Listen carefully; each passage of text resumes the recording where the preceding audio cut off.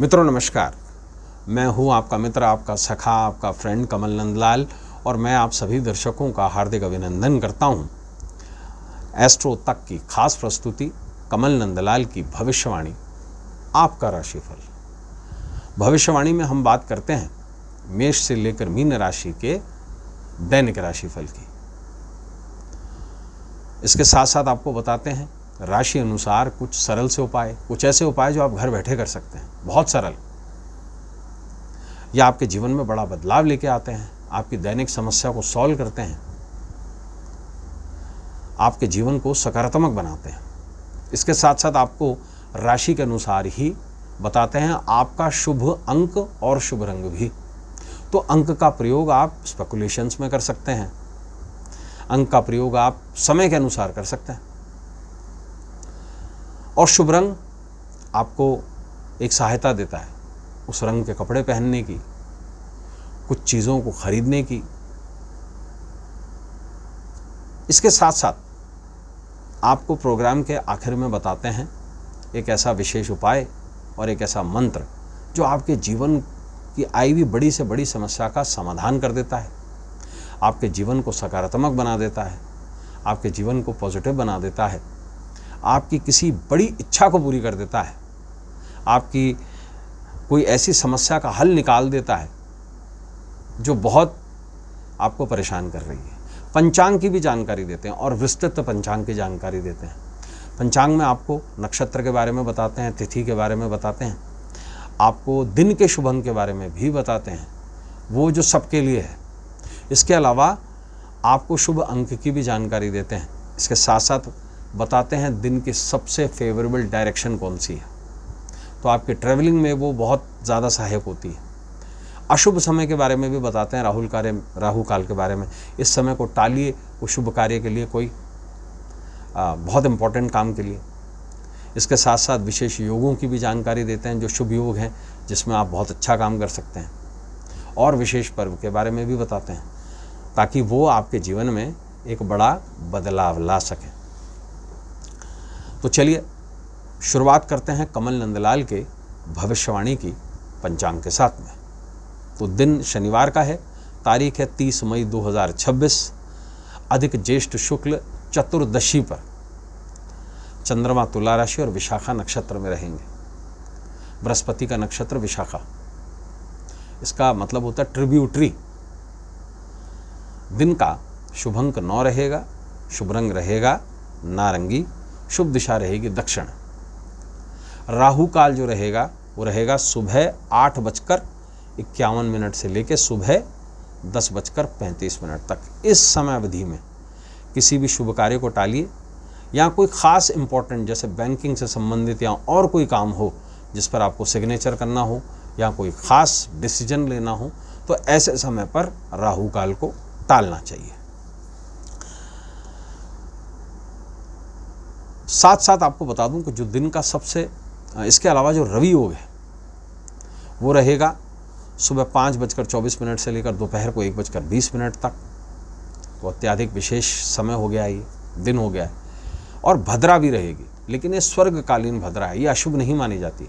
ये रहेगी सुबह 11:57 से लेकर रात को 1:05 तक।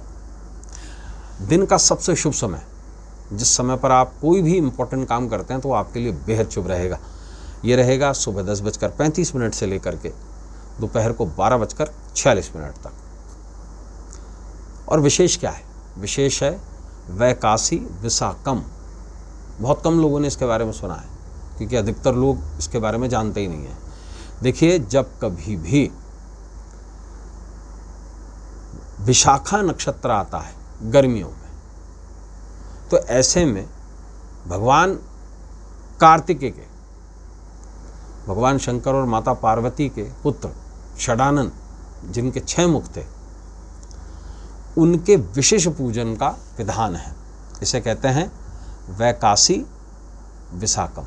विशाखा नक्षत्र से इसका बड़ा संबंध है और इस दिन विशेष रूप से भगवान स्कंद का पूजन किया जाएगा। और ऐसे में हमारा जो विशेष उपाय और मंत्र है वो भी भगवान कार्तिकेय से ही जुड़ा हुआ है, वैकासी विकासम से। बताएंगे आपको सेहत में कैसे सुधार आएगा भगवान कार्तिकेय की कृपा से। उसके लिए राशिफल को आखिर तक देखिएगा।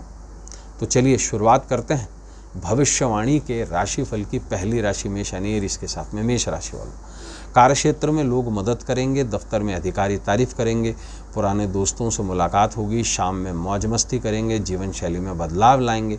उपाय ये करें कि ओम शम नमः मंत्र का जप करें। शुभ अंक 9 रहेगा, शुभ रंग रहेगा नारंगी। दूसरी राशि वृष यानी कि टॉरस की बात करेंगे। किसी पुरानी पहचान से लाभ होगा, शाम में दोस्तों के साथ में समय बिता पाएंगे, कोई ख़ास सूचना मिलेगी, सामाजिक काम में भाग लेंगे, खास काम समय पर पूरे होंगे। उपाय क्या करेंगे, धर्मस्थल में बादाम चढ़ाएं। शुभ अंक 6 रहेगा, शुभ रंग रहेगा गुलाबी। तीसरी राशि मिथुन यानी जमुनाई की बात करेंगे।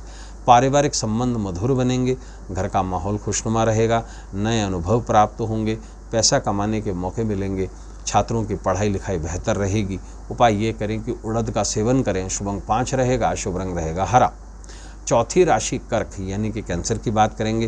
कामकाज से भागदौड़ रहेगी, बच्चों के साथ में समय बिता पाएंगे, दोस्तों से तालमेल सुधरेगा, खास काम में सफलता मिलेगी, आर्थिक परेशानी भी आएगी। उपाय क्या करें कि किसी गरीब कन्या को काजल दान करें। शुभ अंक 2 रहेगा, शुभ रंग रहेगा सफ़ेद।